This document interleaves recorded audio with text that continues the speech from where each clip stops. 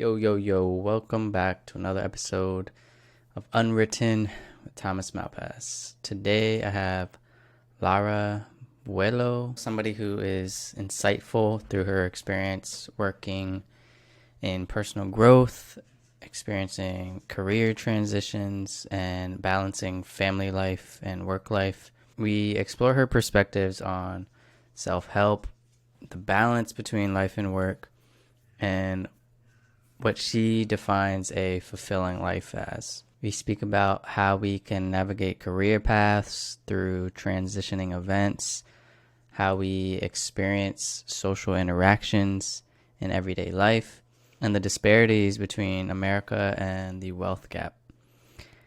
Let's get started. Enjoy. Welcome to the Unwritten Podcast with your host, Thomas Malpass, where we are on a mission to help the world find more purpose, passion, and peace in their everyday lives. Through deep conversations and connection, tune in because we are all on this journey of life together. Well, no, and also like our shirts. Yeah, exactly. Yeah, this one and then the green in the back. Is it pink? The combo. Is this pink? Yeah. Well, Mine's like hot. Is it? It's like hot pink. Your shirt or mine? Mine. Oh. Yeah. So how are you? I'm good. Where are you in the world?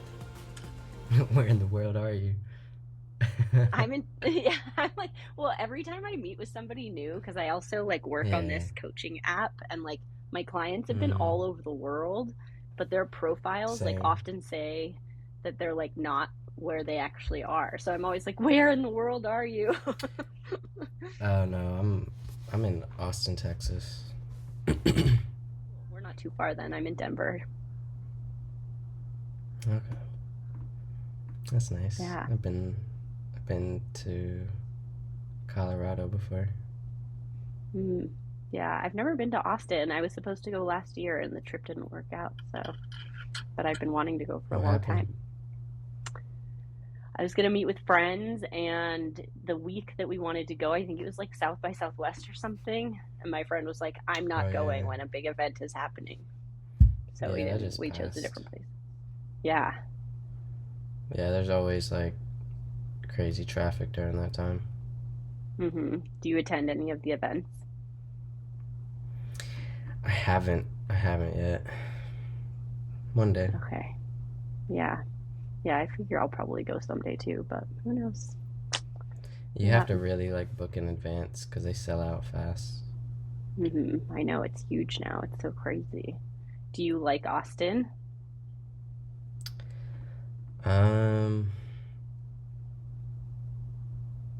It's all right. It's like there's a lot to do here. It's kind of expensive. It's a good networking city for sure. Just the weather isn't my favorite. The people are cool. It's a very good mix of people. I just miss like the coast and warm weather because I used to live in San Diego for like 8 years. So Yeah. Yeah, I grew up in the Bay Area. I'm a big coastal fan in general, but yeah, the California coast is where it's at. So do you have any idea like how I structure my podcast and what to expect and stuff? A little bit. I was listening to one like 15 minutes ago to kind of get a better feel. Yeah. Yeah. How was it? You know, it was good. It was interesting. I think I came across one where like the person you were interviewing like had very strong opinions, which I guess is which one was that? good. The fat one. Which one? The fat one. The reason like Fat it's one? like the reason you are fat or something. Oh. Yeah, and I guess you know what they say, like there is no such thing as bad press, right? Like you should have really strong opinions because You're either going to really resonate with Yeah. somebody or you're going to like cut them out of your audience, basically. So, and that's how you Yeah, the find first thing, your people. yeah. Yeah, the first thing I think of when I think of that is like the Kanye effect. You know, Kanye West. Like Yeah. he's very polarizing, but you know, he's also very successful in what he does. Yeah. I mean, and you can't, like, I mean, you're not going to make it if you don't be yourself and like step into You what you have to, believe, yeah, right? yeah, you have to. I guess that goes back into like the authenticity Hmm. of being authentic, but not like forcing it, forcing authenticity. Yeah. I mean, and it seems like you've done a lot of these. So I imagine you've had people on both ends of the spectrum, people who are like super opinionated and like polarizing, and then also people who are like, wishy-washy in the middle. Yeah, I definitely have my opinions. Um, I don't know. I'm still that's something I'm still like navigating. Is I definitely have my opinions and what I stand for and values. Um, but yeah. Do you feel like So you integrate them in? Do you feel like you integrate them into the show, or are you more just like, oh, I'll just like let people have their opinions and then kind of roll with that? no, I definitely integrate it. Um, like for example, I had a podcast and we were controversing. Is that a word? You were conversing about something controversial. I'm sure. I just created a Controversing. word. I know. Like we could add that. We could add that one. Yeah, we were controversing about like veganism and stuff like that. That's the other one I So, was listening to. oh really? Yeah. Yeah, and I made my point about that because I tried veganism and I don't know. You could dive deep into like the debates about it, but I'm a meat eater. Yeah. Yeah. That's another very controversial one. Yep. Yeah. So, but we're all entitled to our own opinions, I guess. Yeah. Keeps it interesting. It'll take all kinds, right? Yeah. But we could dive right into the podcast. You ready? I'm ready. As ready as I'm gonna be. Yeah, that's what I always tell people too. Um, so tell me, who is Lara? Is it Lara or Lara? Lara. Who is Lara Boulot?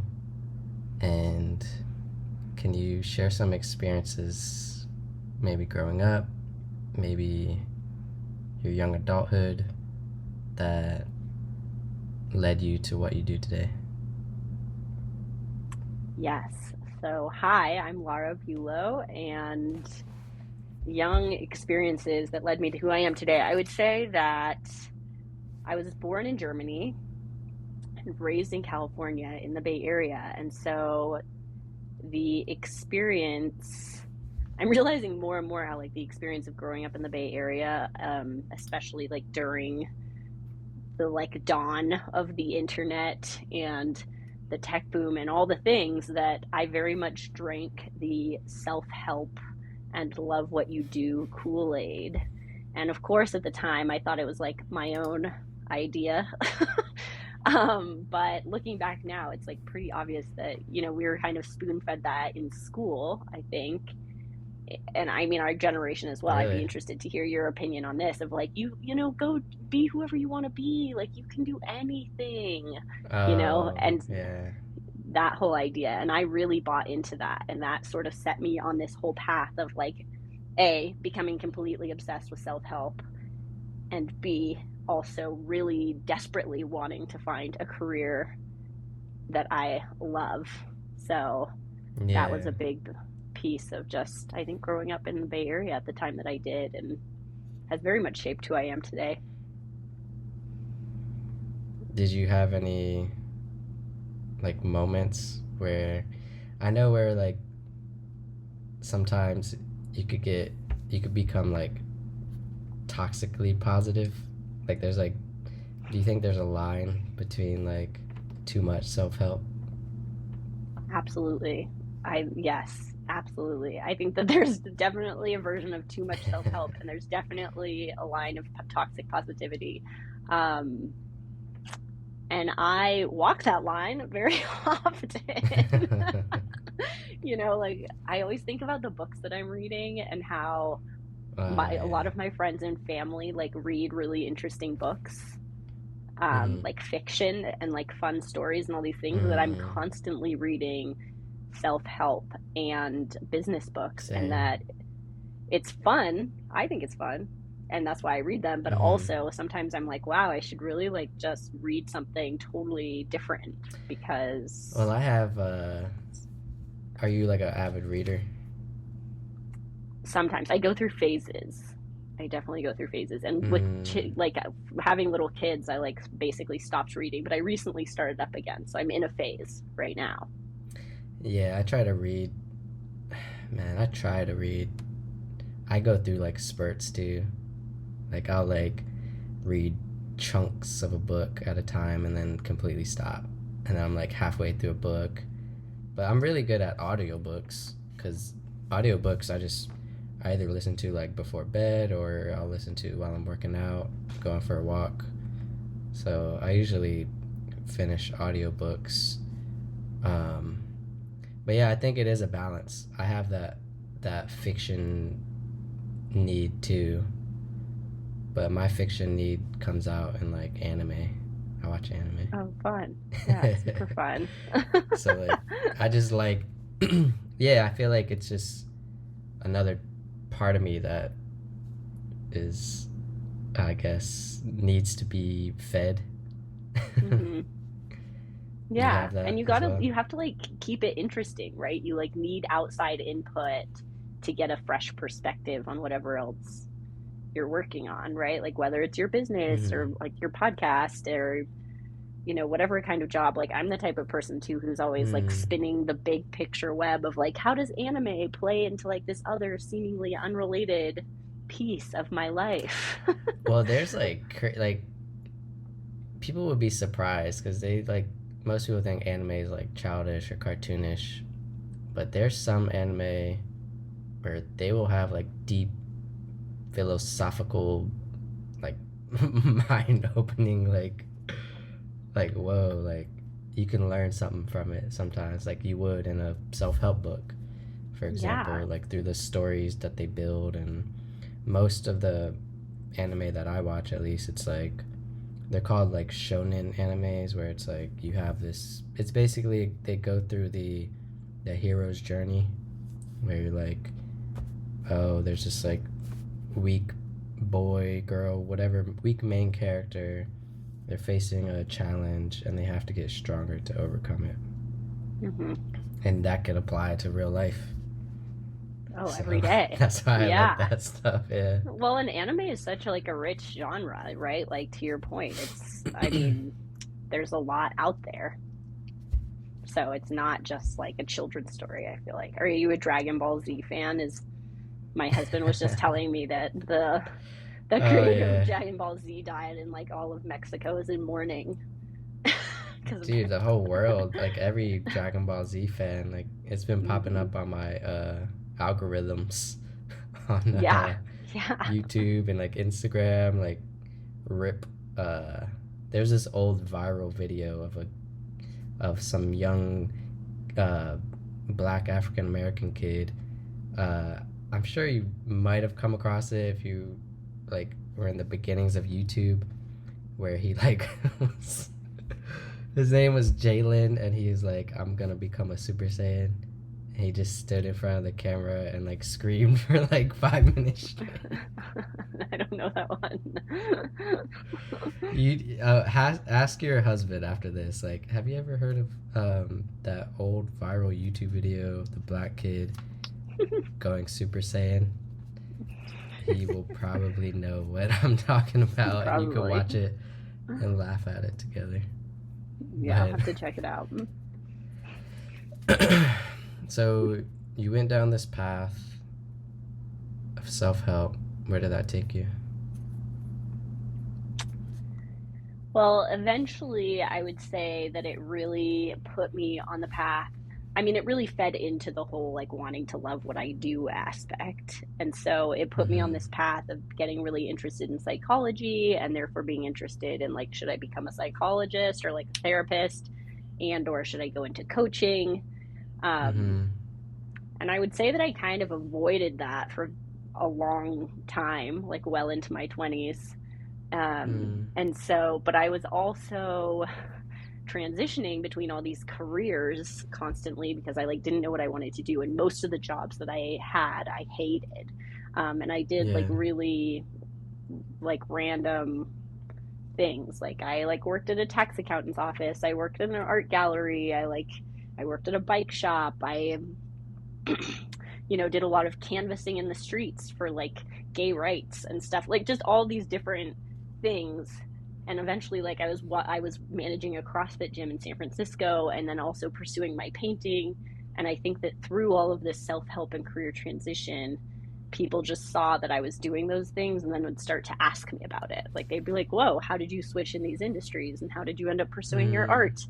And that was where I started to lean more into the coaching. So I would say that it really fed into my life in this way of um, eventually embracing like what a self-help nerd I am and not trying to Mm-hmm. hide from it, and then really incorporating that into my coaching and saying like, hey, I like love helping people figure out like what's next in their life, and do they want to switch careers, like do they want to switch into a new industry, or is what they're doing just fine, they just need to like kind of redesign the position that they're already in. Mm. No, I like that you did all that stuff. It reminds me of like myself trying, because I feel like it's very, I wouldn't say smart, very like intuitive, I guess. I'm trying to find the word, where it's good to experience and try new things while you're young to figure out and weed out what you really want. You should be trying new things and taking risk and going out and adventuring while you're younger to figure out, or if you're older and you haven't had the chance to do that, to figure out what you really want to do. Yeah, absolutely, I totally agree with that. What are some of the things that you tried? So since I was in the Navy for 8 years of my career, I couldn't really do like much outside of that. But while I was in, I had started a online coffee shop, um, just to try it for like a year. And then after that, I was starting to develop an app, and I, I don't want to say I gave up on it. I just didn't put all my effort into it. Which I still think this app idea could be $1 billion idea, to be honest, if it's created. Um, and then I got my real estate license last year, tried that for a year, um, and then kind of stopped. And Mm-hmm. now I'm doing podcasting, which is kind of funny that I leewayed into this, because it was when I started real estate and a YouTube channel and started making like YouTube videos and about real estate tours and also like personal development.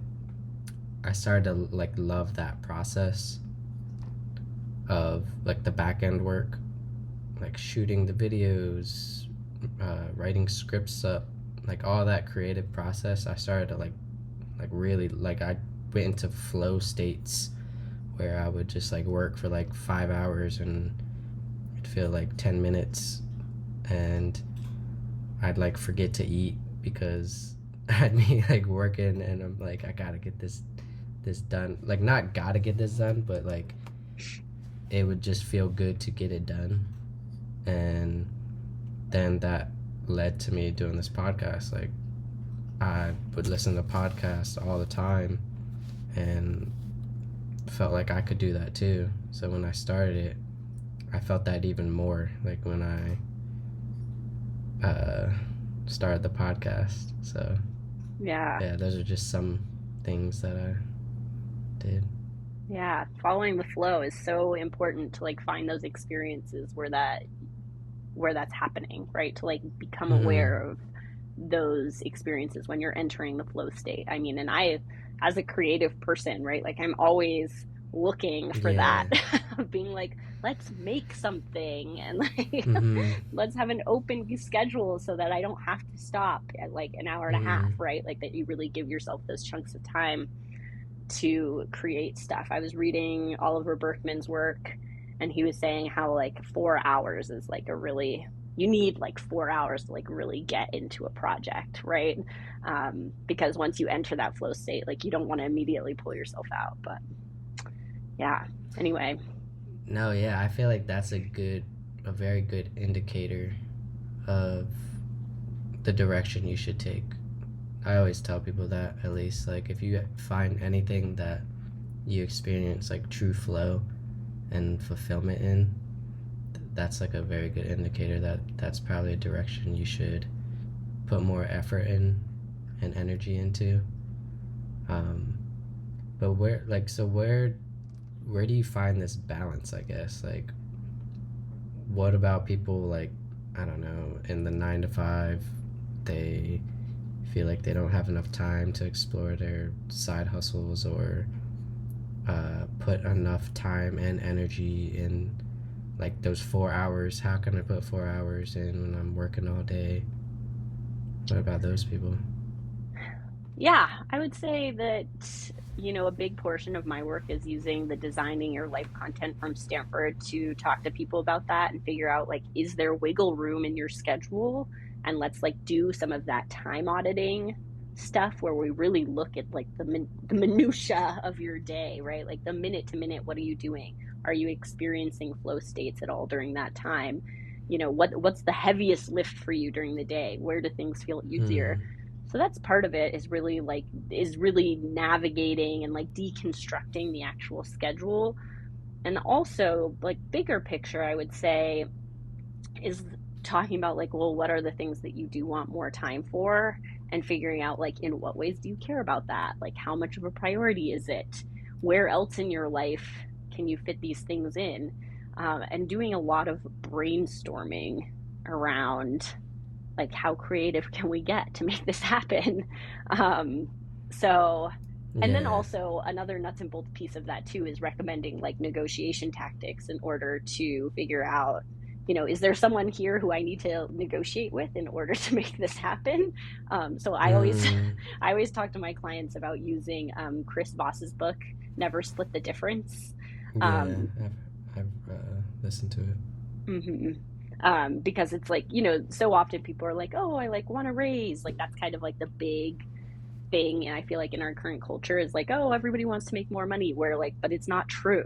It's not actually true. People don't always want more money. A lot of the times what they want is more flexibility, right? People want to own their own time. Mm, And so oftentimes like we forget to negotiate that part of our career, right? Or our job, our 9 to 5, of being like, okay, maybe this person isn't going to pay me more money, but how can I negotiate my time ownership with them? and then what do they do with that time?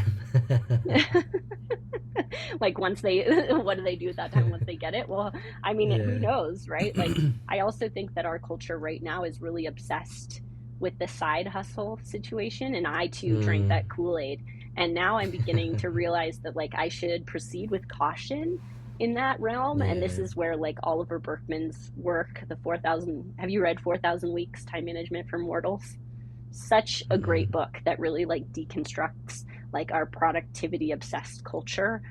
And so that's kind of shining a new light on this idea of like side hustling and like always grinding and like trying to fill every moment of our day and like trying to monetize that.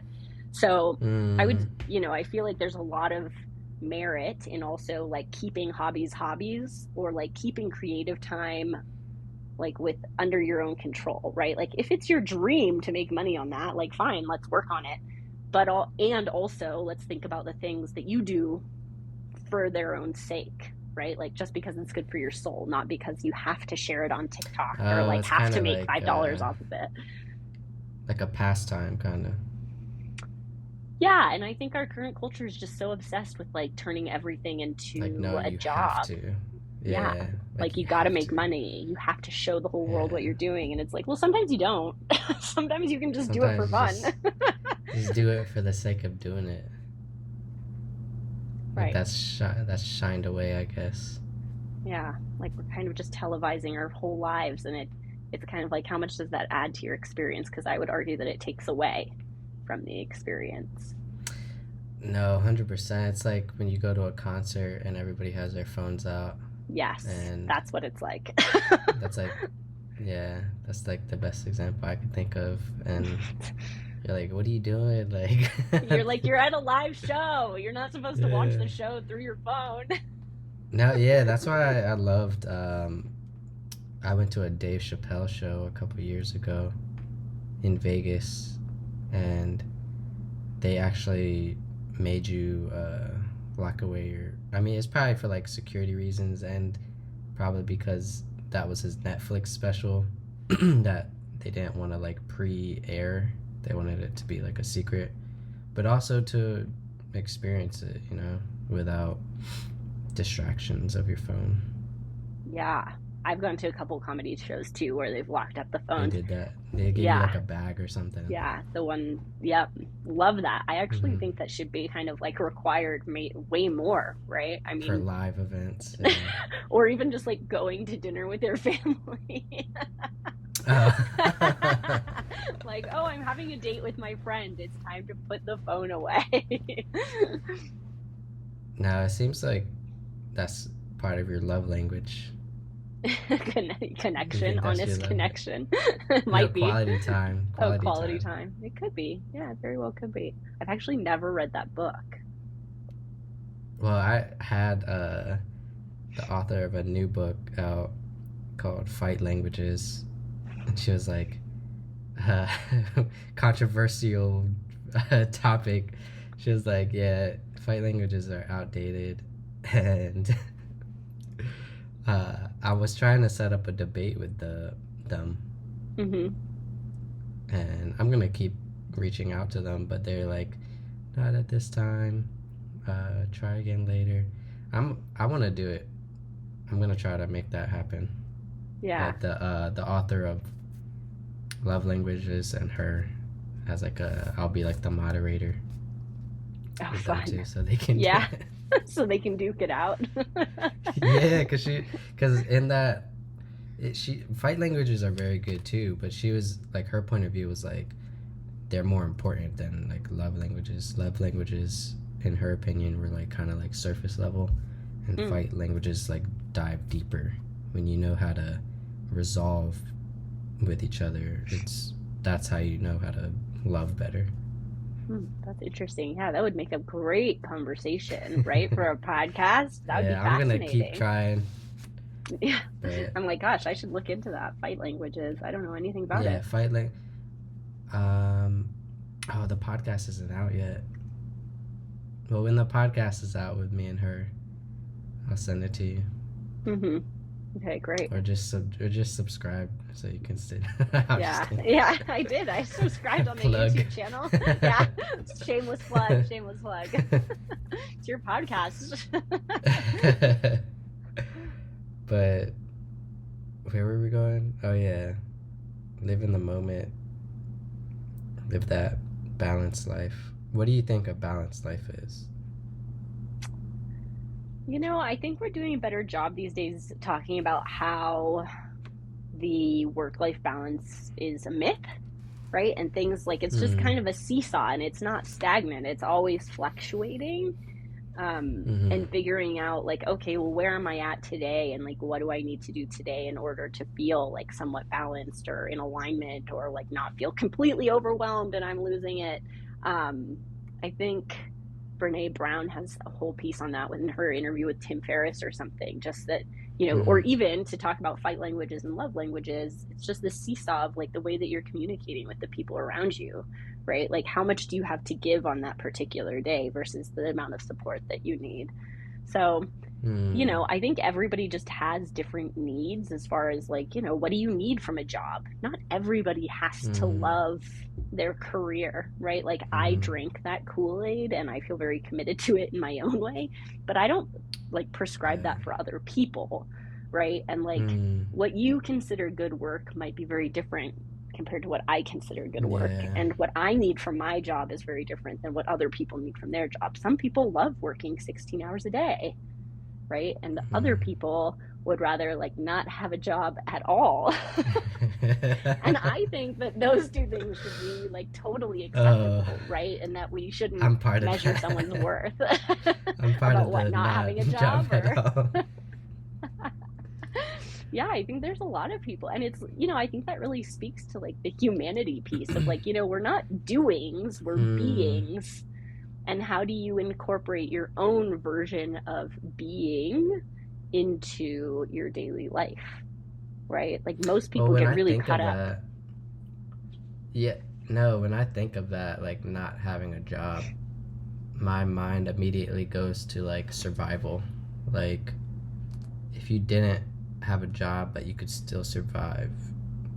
And like, I automatically like go back to like hunter gatherers. Like, they didn't technically have jobs, they just survived and lived, and they had little communities and tribes, and they survived.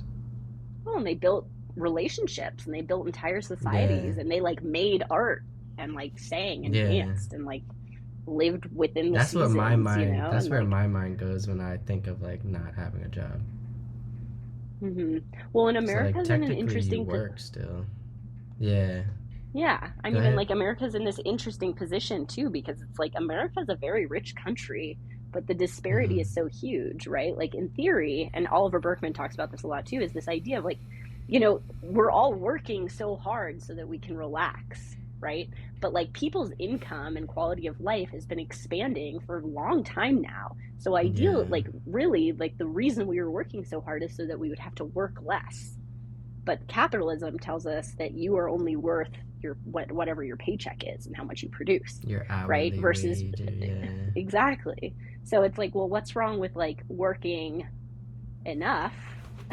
Right? Like people also do want to work. They want to be creative. They want to make things, right? Like we like Yeah. collaborating with each other and making stuff in the world, but that doesn't mean we Yeah. need to like make our career everything about our identities.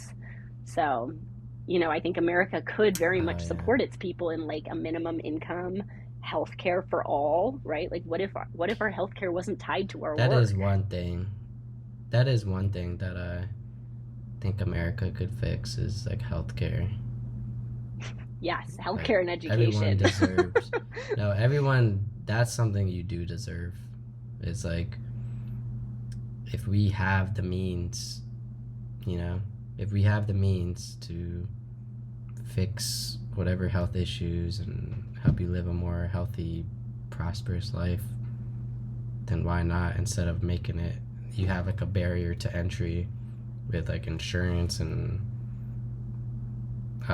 especially if you have like a death illness or something life threatening that could just rack up like thousands.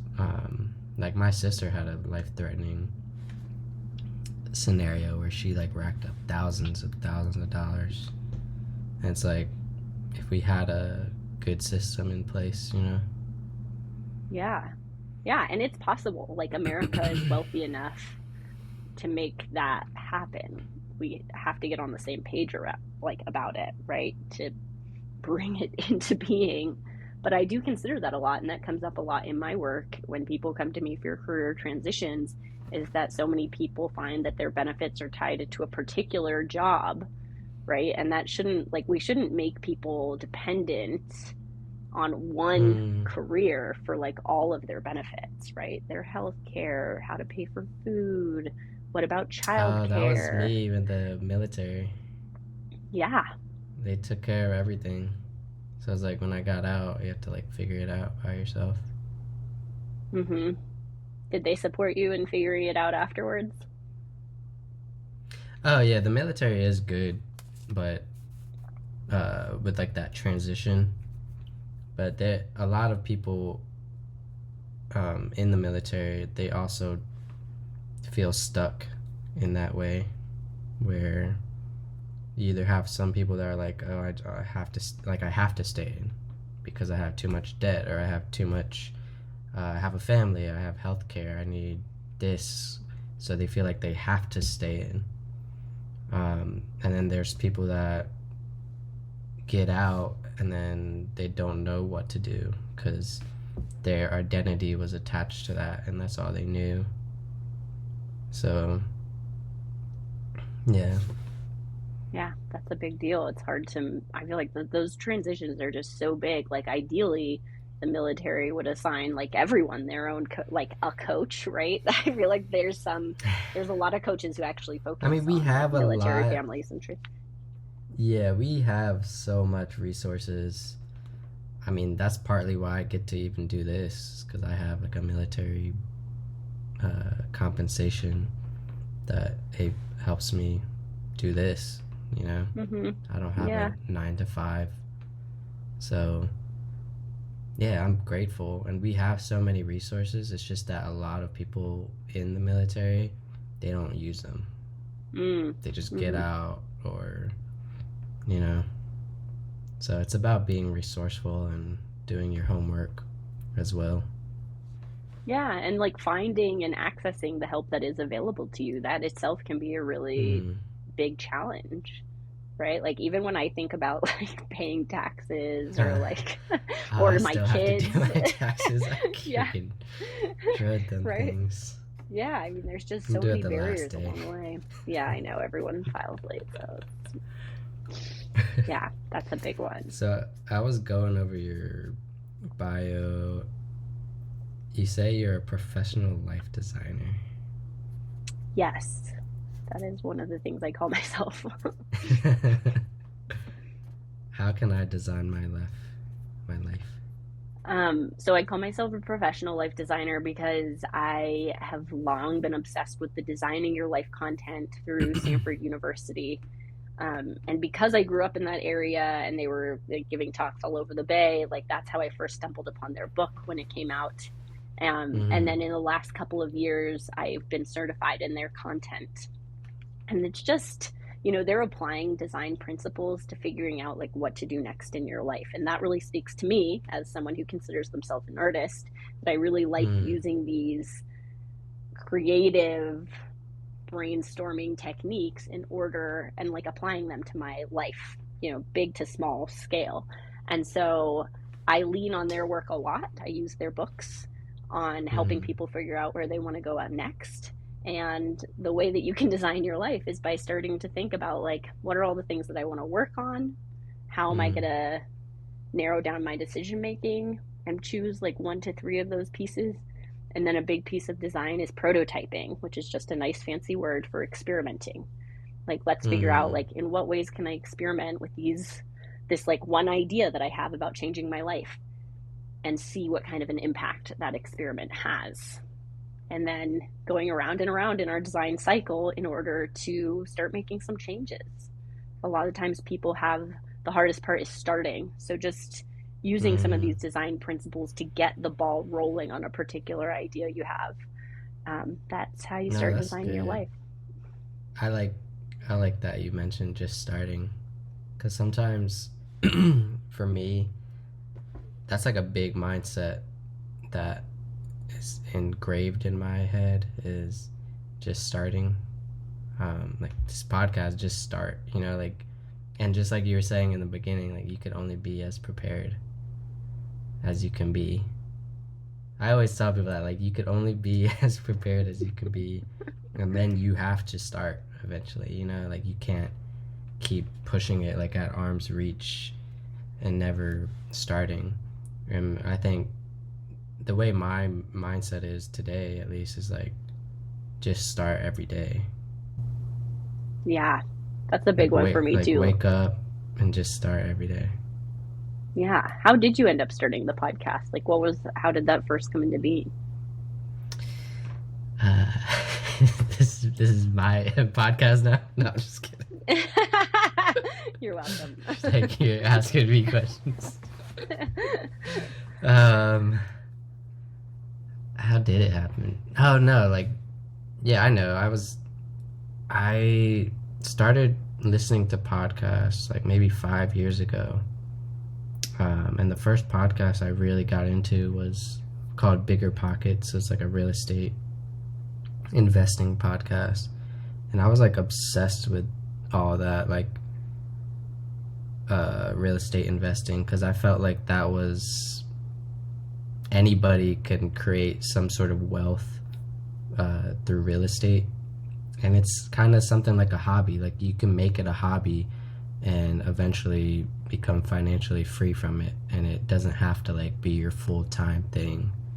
And then so I started listening to those podcasts, and then that led me down like the podcasting listener realm. And now I listen to like Jay Shetty, Tom Bilyeu, Impact Theory, Diary of a CEO, Modern Wisdom, like all these Joe Rogan every now and then and again when he has like a guest that I want to listen to. I don't listen to like all his, but that led me down the path of like, wait, I listen to so much podcasts, and I love listening to podcasts because I always take something from it and hear different stories, and it like opens my mind, and I feel like I want to do that. So yeah, I started it and then just started to love everything about it. Like I love meeting new people. I'm an introvert. I don't go out that much. So, and I hate small talk. I even told my barber this. Like my barber was like trying to talk to me, and I was like, I'm so sorry that I'm like awkward, because I'm better at like deeper conversations. And she was like, you know, it's good to have some small talk too. Like, so that got me to realize like maybe that's a skill I could work on, the skill of small talk. Because she was like, that's what she does every day. Like she cuts like 20 people's heads every day. So you have to, like, as a barber, you have to be good at small talk. And I was just like, and like sometimes you didn't interview her like she was on the podcast. No, because you only have like, it's either 30 minutes or an hour, and you sometimes, well, more often than not, I use my haircut kind of like meditative. Like I just kind of relax. I try to relax, close my eyes, let them do their thing. So whenever they like ask me a question, I'll like get caught off guard. Like, yeah. like, you're like, this what? Is quiet time, actually. Hey, at least you were honest with them. That's great. Yeah, and she just got me to realize like maybe that is something I could work on better. It's like small talk, and then it's like hard for me to sit still sometimes. Cause like you have to like, they're like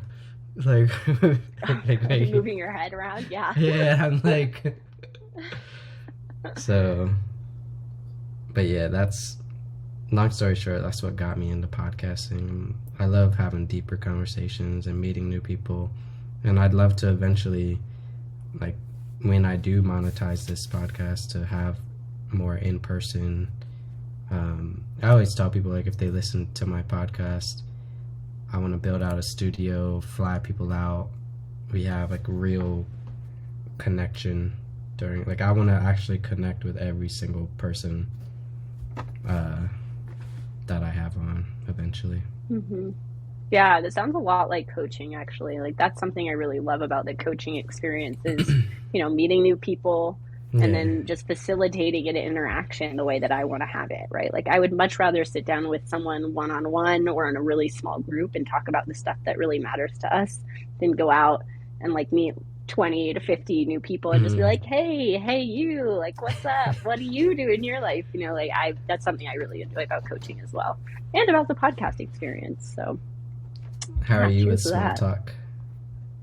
I'm okay. I've taught myself a lot, you know, like, and I think that's an important thing that you mentioned, right? Like, it's a skill that can be learned. Like, I think some people are naturally good at it because they have that extroverted desire to like go out and be a social butterfly.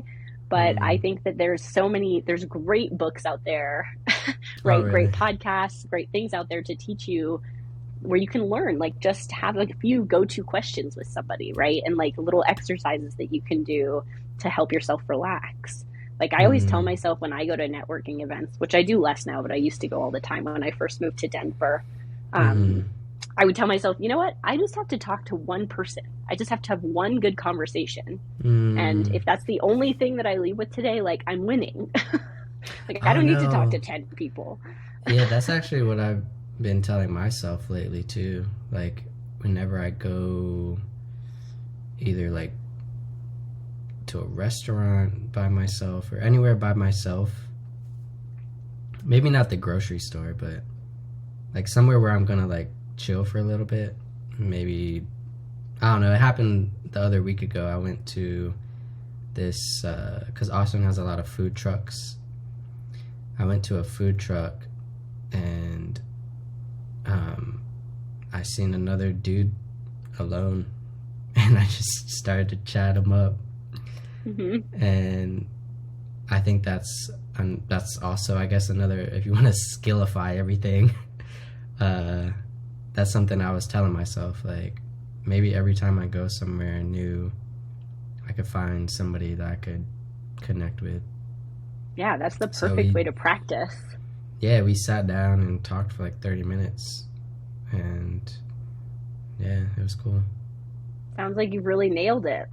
I mean, to your point though, like I would say that one reason to skillify it and to see it as something to learn and like turn it into a game for yourself is because there's Mm, so much great research out there, happiness research that says that talking to strangers gives us a really significant happiness boost in a day. really?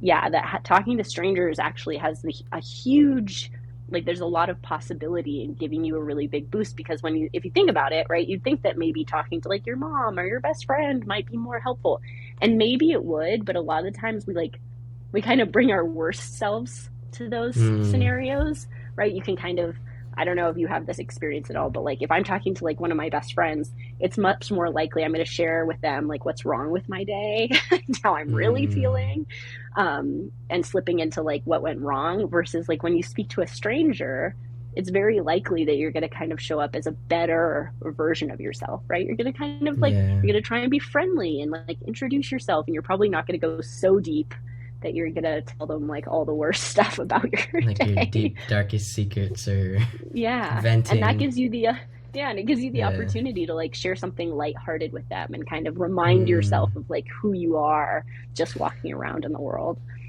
And it's also, for me, it's a part of stepping out of my comfort zone more often. Yeah. It's Because exhilarating, right? it's an experience, I guess, for sure. Um, but I just like to do that because I like to see how I will also feel. Um, I don't know. I'm like an ultra self-aware person. So like in that moment, I'll also like see how I'm feeling while I'm talking to this person. Um, and then you also just let go of those expectations. Like, this is a random person. There's a billion random people that we don't know. Hmm. So yeah, and it teaches me about myself as well. Like when I'm out there conversing with random people. Yeah. I feel like that's a gift you get to give somebody else too, in the theme of this podcast as well, right? Like everybody has their own stories to tell. And if you give someone, a stranger, the opportunity to share a piece of themselves with you, it feels like a Mm, gift. Like I always feel like really flattered and like good about myself if somebody out in the world expresses interest in me, right? yeah, and then until you get rejected. Also a practice. I know it's hard. And called a creep or something. Oh, I know. Yeah, we've all been there. Have we? Maybe. No, I did. I mean, it was a learning experience. I was at a bar, and so all the guys listening to this podcast, at least from my experience, don't like validate a girl in a bar scenario. It depends on the girl, at least. Like, I was just like, you're beautiful. I think you're attractive. And then they kicked me out. Oh. Yeah. Well, I have a whole bunch of opinions on that situation, but you know what? Good for you for putting yourself out there. What's your opinions? I just think that, I mean, I imagine it's like a nuanced situation, and I think everything is very context dependent, but I am, I don't think somebody should be punished for like putting themselves out there. I think if somebody's getting aggressive about it, that's a different scenario, I think right? They got that vibe from me, even though I wasn't like that was like the one thing I said, and then I was just chilling at the bar, and then the context, she kept staring at me, and then I was like looking at her, and then I didn't think anything of it, and then like an hour passed. I wasn't even drunk. I had like 2 drinks, and then they were like, oh, you're too drunk, you have to leave. That was like their excuse. Right. Yeah, I figure it's like one of those things, and always wanting to like see the other side too. It's like, yeah, maybe that person had a history that like was really not favorable towards that situation. Right? Like a situation similar to that. Yeah, maybe they had a past trauma, or like something bad had happened in their experience, right? Like, oh, I mean, and I can't speak from a man's experience, but from a woman's experience, right? Like many women have experienced being hit on or something, and some it sort escalates. Of creepy scenario. Right. And maybe it re-triggered something, right? And they didn't feel safe in that scenario. And I guess we don't have any control over that, right? But I feel like that, all of the context or the story aside, I feel like my knee-jerk reaction is usually to encourage somebody to put themselves out there in a, in a gentle, receptive that's way. how I felt in that moment, because I feel like you should express your emotions as people. And there's a fine line. Like, you don't want to go up to a girl and be like, I want to sleep with you. Like, you just express how you felt, and I expressed myself and got called a creep and kicked out of a bar for it. So it's like, I guess it really is just context dependent, and it depends on the situation. Yeah. And now that's like part of your story too, right? And so that becomes like part of your experience of being like, proceed with caution to the men out there, exactly, right? Yeah, like, that was my point in the beginning. Yeah, that was my point in the beginning. So in my opinion, when it comes to that, it's better to just not say anything unless you get some sort of signal from the girl you're trying to pursue.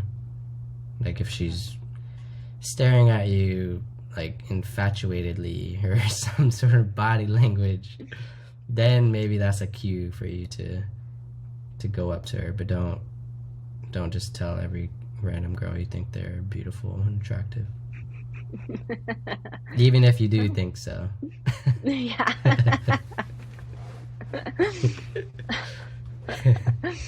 Dating advice. Right. I know. So you have 3 powerful reforms to change our life for the better. Can you tell me what they are? Oh my God, the 3 powerful reframes. I'm like totally spacing on what I submitted to you. Actually, I'm like, oh, what are they? I'm like, are they there? I'm probably talking about my takeaways from my book. I'm probably talking about what I put in the conclusion. Yeah, and a lot of what I put in the conclusion of my book, and what my book is about creating mindset shifts. What's your book called again? Oh, my book is called Mostly Unanswerable Questions, and it is coming soon. It has not yet been published, but we're in the process of publishing. So I should have a book out in the next 2 months. So be wary of that and be on the lookout for that. Yeah, be on the lookout for the book. And so, yeah, and in my book, I talk a lot about everything is about perspective, right? The context, the story, it's all about the story Yeah. that you're telling yourself, the mindset that you're in, getting support to change those things and utilizing the tools that you have available to you in that moment to support you on whatever your journey is. Are you allowed to like go more into it, or is that a secret for the book? There's definitely some of them where I'm like, yeah, you got to buy the book for that. But I can share a little bit more about the book in general. Okay, yeah, Or that's if fine. there's something that I like, if there's something I put on like in the submission that I don't remember. Um, but like, so for example, the way that I made the book, and this is going to go back to like our creative flow conversation, which is that I knew that I wanted to write a book. I had no idea how to write a book. And then once I decided I was going to write a book, I decided that I couldn't just like stare at a blank piece of paper and like start spouting life advice. Like that didn't make any Yeah. sense to me. It felt very weird. So what I did instead is I wanted to connect two things that seemed unrelated, and that's like the weird artist side of me. So I'm really obsessed with snail mail. So I What's that? decided to turn it's like slow mail. It's like getting a postcard in the mail. Oh, You know, like like if you get slowly like a over letter from time. a yeah, like Yeah, just writing mail to friends. yeah. And I'll show you one now here. But basically, I did this like collaborative art project with my friend Hope Amico, who has the Keep Writing Project in Portland, Oregon. And we developed this postcard together to solicit life advice questions because from our audiences. So Hope has a snail mail subscription service where they send out a monthly postcard, um, and they look like this for the YouTube watchers out there.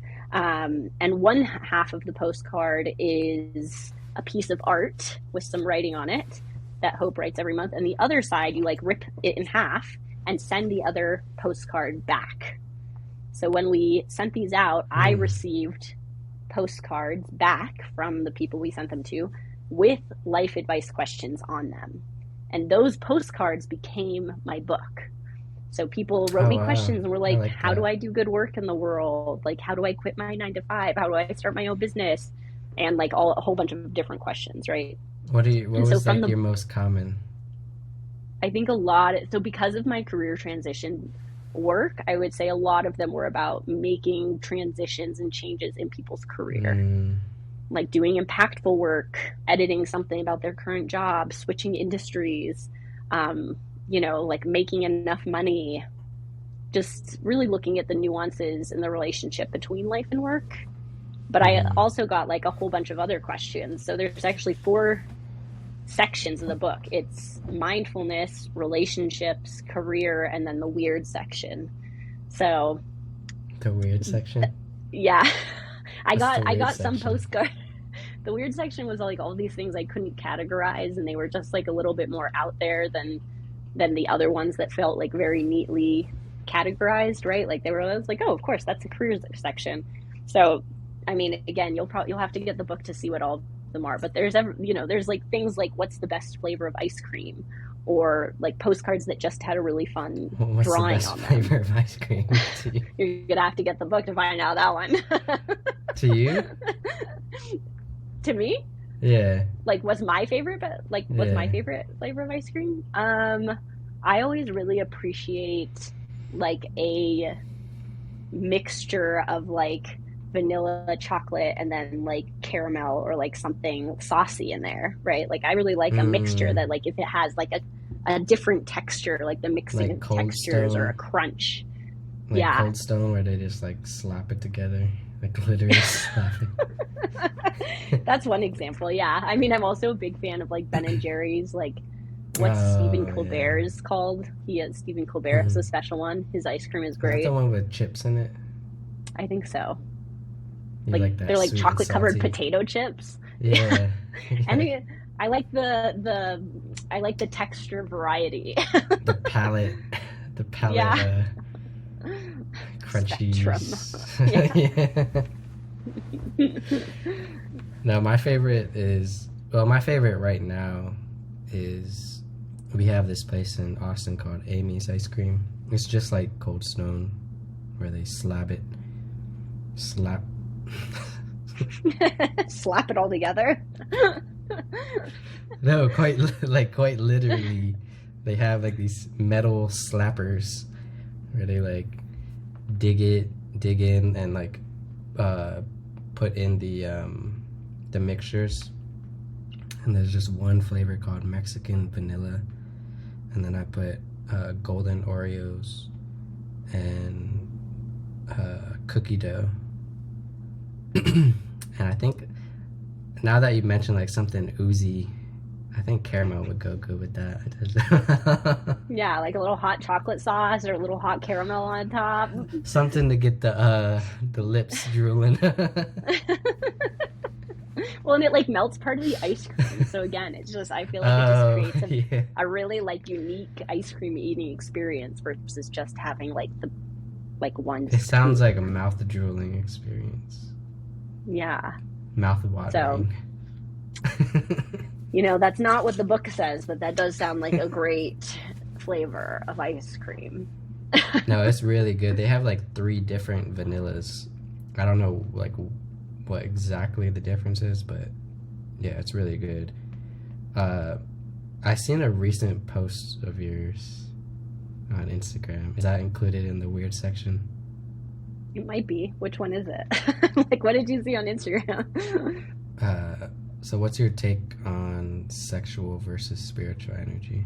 Oh, yes. So that is not in the weird section, actually. That I Okay. put in, um, oh my God, what section did I put that in? How embarrassing.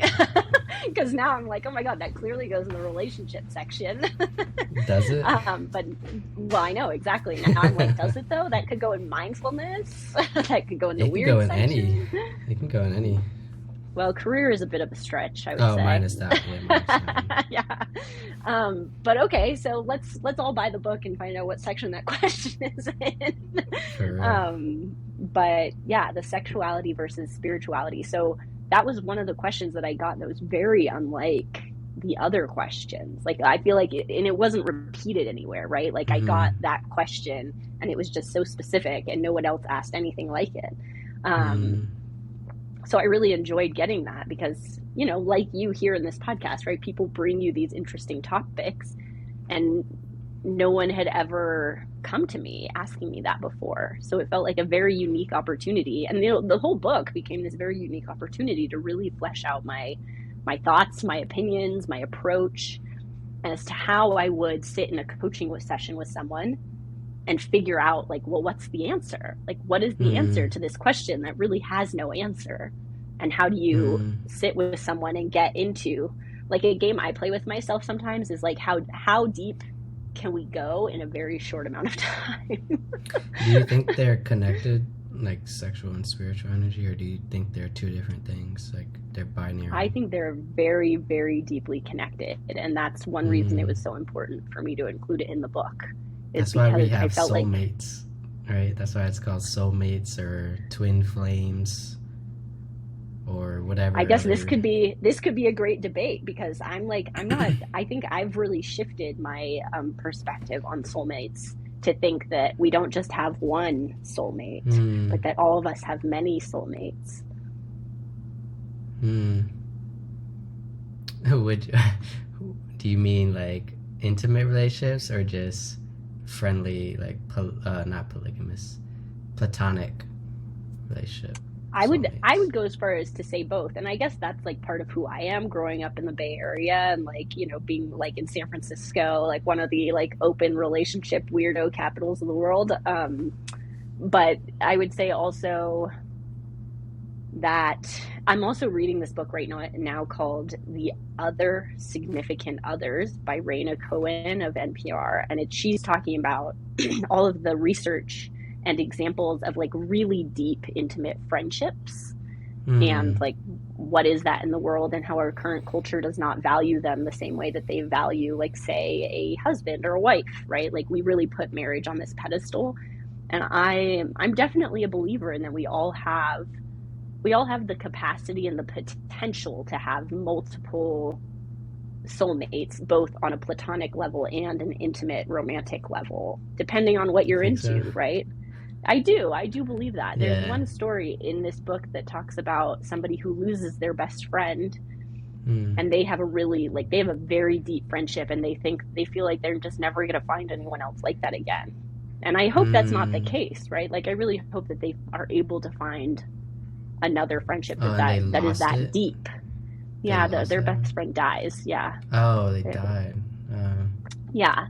So, and like, I think that I'm a believer in, I'm not saying it's common. I actually think finding close Mm-hmm. friends and like, if you find a romantic partner you feel that connected to for long periods of time, like, that's great. But like, that those people might be rare, which is what makes them so special, but that often the opportunity for you to develop another relationship similar to that one is out there. The question is, are you going to go out and Mm. find it and show up for it? I would. I think I would agree. I think I would agree on this one. I think monogamy isn't for everybody. And I think polygamy is not for everybody. Me personally, I think I like monogamy better just because it's simpler. Like, you don't have to try to balance multiple relationships. Like, to me, I mean, I guess everybody likes things that they expect, and you have that certainty. I think with a polygamous relationship where you have multiple deep intimate partners, I think that gets complicated, and I think that's why I personally strive away from it. But yeah, I tried it in the past, like an open relationship. It's just, it gets too complicated. Like, you have to like try to balance, like, oh, I have to spend time with this person now, or I think maybe it's just a personality thing. Yeah, I mean, and I would go as far to say is like, I agree with you that all of us are drawn individually to different things, Mm-hmm. right? And we all hold different capacities to have like more complex intimate relationships or simpler, like, defined relationships. And then I would also add that I think that our current culture just, I think we're expanding right now our ability Mm-hmm. to like hold and understand a wide variety of relationships. But the currently, we're still in a phase where, marriage is like number one, and like, we don't really recognize other forms of relationship legally or like from a standpoint of benefits. And that book really goes into the details of that. She doesn't talk about like polygamy or having multiple romantic partners so Okay. much. That's not really like what her thing is. She's very much looking at friendships that kind of defy the common ways we would look at friendships. But to your point, I think that, like, if we lived in a society that really was open to us experiencing ourselves in different ways, then our current lived experience would be different, right? And like, in the way that we Yeah. currently live our lives, having like the monogamous partner and that being what's acceptable is like, well, then most of us are going to go that way because society says Yeah. that's what's best. I'm an open-minded person, so I always think rules can be broken. Yeah, And I I love think that. the most popular example of that is Nick Cannon. You know Say more about Nick. that. I don't know if I'm You that don't know? familiar with Nick Cannon. Maybe their You don't know who work. Nick Cannon is? I don't know. What does he The do? Wild and I'm Out like, should I Google? guy. He was in so many comedies. He was in All That growing up a little bit. Like, Nick Cannon. I'd have to Google him. Maybe I do know. Maybe I'm like really bad with celebrity names and faces. Uh, Like, that's a big weakness of mine. So maybe if I looked him up, I'd be like, oh, of course. you know who Nick Cannon is. I think so. Um, but no, he's known like widely for that. He has like 10 kids now, or 10 or 11 kids now, with like 7 or 8 different women. So it's like, that's what you're drawn to, it's like everybody. If he could do it, I mean, he has a lot of money, But yeah, he has the money to if maybe you have afford the something means, like that. if you have the financial means to support 10 plus kids and different baby mamas, like more power to you, you know. So, but I guess that's all. Do you have anything else you want to cover before we move on? Anything we didn't cover? I don't know, like in the Nick Cannon vein, or or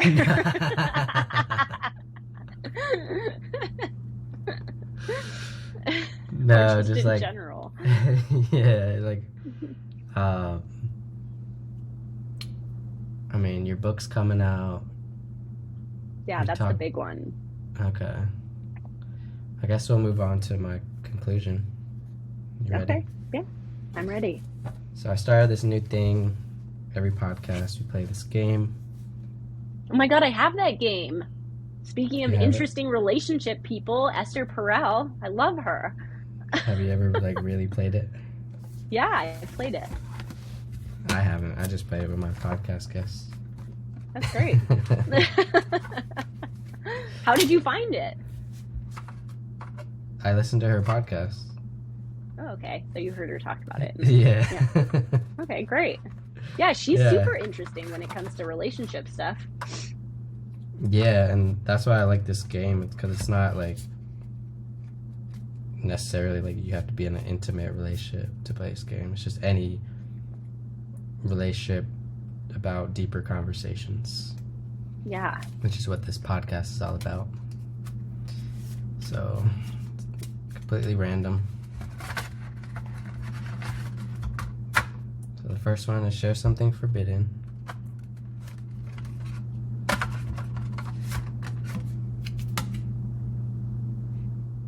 Share something completely or forbidden. I felt lonely when. Share something completely forbidden. Okay, I'm gonna go with I felt lonely when, only because I don't know what to share for the forbidden one. That would be like interesting enough and scary enough to share on a podcast. No. The forbidden is the topic, and then the context is I felt lonely. Oh. Does that make sense? Like, I don't know. A forbidden story about when you felt lonely. Okay, I'll do Sometimes my best. when you read it, it's kind of like hard to understand it, but that's what it's getting. Like, there's the prompt card and then the context card. So share a story that may be forbidden to the normal listeners that you felt lonely. Okay. Yeah, I mean, there's kind of two things are coming to mind. The first one is about writing the book and feeling really, really lonely in the process of writing it. And I guess that kind of segues into like spending all of this time creating content like on my own that is now supposed to be shared widely with the world, but still feeling very much like, oh, I'm behind the screen. I'm not actually interacting with people, getting reactions. That's starting to change now that I'm like sharing more of the content, but it is like, you know, I feel like working on creative work can be, especially like working on my own business inside of my own home, can get very lonely very fast, and that can be really, really challenging to doing the like just start aspect. So you're kind of your own worst enemy until you're in a flow state, and then you feel great about it. Well, when you felt lonely, what do you do when you feel lonely? I'm trying to get better about just regularly like reaching out to folks when I'm in that like space, venting like or something. Yeah, like just calling a friend and honestly like making it about them. Like being like, hey, like I feel really shitty right now. Like, let's talk about you. Like, tell me what's going on in your life, because I don't want to talk about myself right now. I just like need to break the cycle and get a different input. But how are you getting input if it's not about you? Well, I think like just in general, like anything. Yeah, like just to get out of the moment, right? Like a lot of the times I'm feeling lonely. When I'm feeling lonely, I feel really obsessed with myself and my own You like break that experience, pattern. which, yeah, and that's kind of the forbidden piece of being like, oh my God, I'm just like thinking about my own experience and like what's happening to me right now all day. So to like get outside the house, right? Like speak to a stranger, speak to a friend, and just get like, what is their experience so that I'm not in it for me. um, Mm, that's sort of the yeah, reframe I've been like a working on. self-serving like service thing, kind of.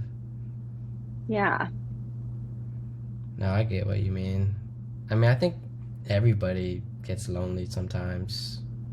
Um, for me, when I get lonely and like lose track of my purpose, I think of my entire life as a whole. Like that's like where my to help me get back like inspired, like self motivating myself is like looking at my life as a whole. It's like, wait, like this is just a temporary moment that I'm feeling lonely. I have my entire life to keep working on what I find meaningful. Hmm. I think it goes Yeah. back to that Bible verse, like this too shall pass. Yeah. Yeah. And I don't know if you're familiar with Ethan Kross's book Chatter, but they Mm-mm. actually name that very specifically as like a tactic for breaking out of like rumination cycles, is See, like man, like some of thinking this big stuff just picture. comes naturally to me, which is like crazy. Hmm. That like that. I was just speaking about it on another podcast where I had no idea what like stoicism was, and then when I started uh, reading more about stoicism and like stoics, I was like, man, like I do like half of this stuff already, and Hmm. it's just I don't know, maybe how I was raised or grew up, but that's how I developed. Yeah. Yeah. It's a great technique to use. Think of the big picture. Yeah, for real. So I end every podcast with the same 5 questions. First question: what is your biggest regret? Oof, I think my biggest regret is the way that I pursued my college education. I don't know. Do you want short answers or long answers? You're just like straight to the point, like cut. Yeah. Uh, just tell me why. Why is that? I think I was really doing it out of a place of desperately seeking a particular experience based on what a lot of other people around me were doing, and not doing it from a place of like really looking at like who I am and what would make me the most successful. So I kind of wish I had just taken a gap year to like let some of the bit like all the noise of switching from high school to college, like let that settle and sort of do some of my own growing up I outside took of a like, gap year. yeah, I think it's smart because like we're kind of just put on this Like escalator path, of like, like and now you do expected. this. Yeah, societal Yeah. path. So to take a gap year and like break that up and do something different, I think it has a lot of value. Yeah, man, I definitely. I kind of had it figured out, I guess, growing up. I mean, I talk about it in my first podcast. Anybody want to listen to go back to the very first podcast I listened to. But yeah, I think a gap year can help, especially if you're younger, 18, or transitioning through something. It can help give you more perspective and clarity on what direction to go. Yeah, I totally agree with that. So, next question is, who or what has made the biggest impact in your life that makes you who you are? I would say, I think the most truthful answer is my mom. That's starting to become a common answer. I guess that just shows parents are really impactful, you know. Yeah. I think that there's a lot to be said. I think that my mom really showed up for us and like really did an amazing job, and she continues to show up for us and like do an amazing job. And I think I could add other people to that list, but I think if I was like The really one, honest, yeah. like yeah, like the person who has really influenced a lot of the way that I live my life and the way that I think and the way that I treat other people, um, a lot of that is based on my relationship with my mom. That's good. Next question. What is one lesson you learned the hard way? Oh my God, all of them. One of my What's favorite like the quotes is, one? Yeah. well, I'm gonna share this quote with you real quick, Okay. which is that Yeah. like I don't make the same mistake once or twice. I make it 3 or 4 times just to be sure. So Yeah. so I'm constantly trying to balance like how much should I continue working on one thing because it's about commitment and consistency versus like am I just banging my Mm. head against the wall and trying the same things over and over in a way that isn't working. um Yeah. so I mean, going back to my first answer of like the whole educational path with college and stuff, that's definitely, I learned that the hard way. I figured out that if I was actually gonna ever graduate college, that I had to like stay at one school and focus on one Mm. major and just do the things and check the boxes to graduate. Otherwise, I was never gonna Mm.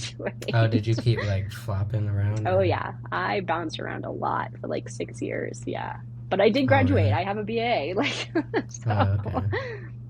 yeah, but it took a long I mean, time. I think that's just, I don't know. That's just part of your story now. Yeah, yeah, and I met a lot of great people along the way. Like for me, I'm kind of the same. Like, people are like, "Oh, fast track your success, just learn from other people's mistakes." Hmm. And I'm like, I have to learn it myself. Yeah, and one of the Like, things I keep yeah. coming up against too is this idea of like, can you actually learn from other people's experiences? And I always wonder, like, to Mm, what level like is that true? vicariously.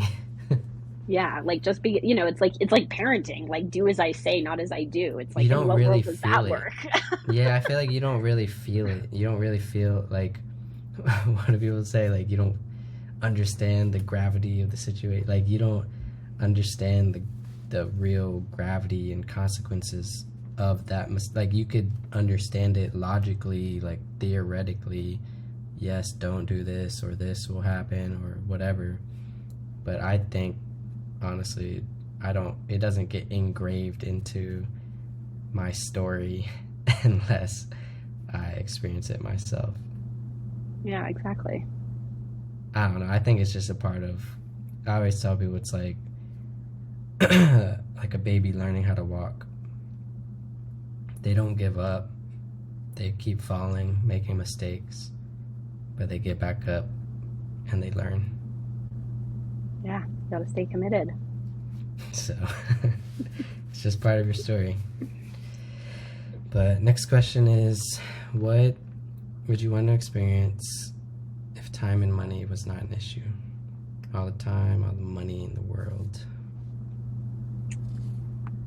I would want to spend time living abroad. Um, yeah, I think, and like I love learning, so I feel like I'm always like entering a new course or like trying to find a different way to learn a new thing. So I think I would just keep like learning all the things forever and ever, and I like that quote, like you can do everything, but you can't do it all at the same time. It's like, I wish I had more time for my Oh, creative painting work versus my coaching business. Like I wish I could live those parallel lives at the same time.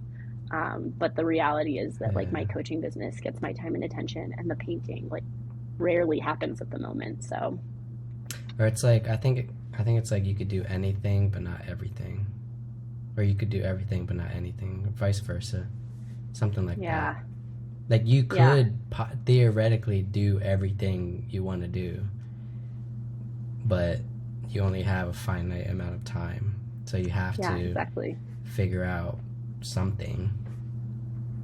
Yeah. So I would clone myself and be an artist and a coach. With all the time and money, you just create a cloning machine and but one brain, you know? Then you could Connect it. experience everything. Yeah. No, I like that. I'm the same. Like, a lot of people say traveling, and I think that goes back to like just our human nature to experience new things, adventure, be a nomad of life, and always keep learning. Yeah. Fun to explore. Is there any last insights you'd like to share that would resonate? I feel like I've shared a lot of my favorite quotes. No, this has been really lovely. I'm like so honored that I could be here and like that I could share my book in this time. And yeah, I really appreciate you. Anywhere you'd like people to go follow you, promote? I would love if people would go to my website, larabulow.com/book, and sign up to be on my launch team to help me get the word out once the book is printed and ready for sale. And then you can follow me on Instagram at Lara Bulow. Go check her out, everybody. Lara Bulow. Thank you for coming on. Thank you so much. And as always, everybody, stay curious and keep going. Peace.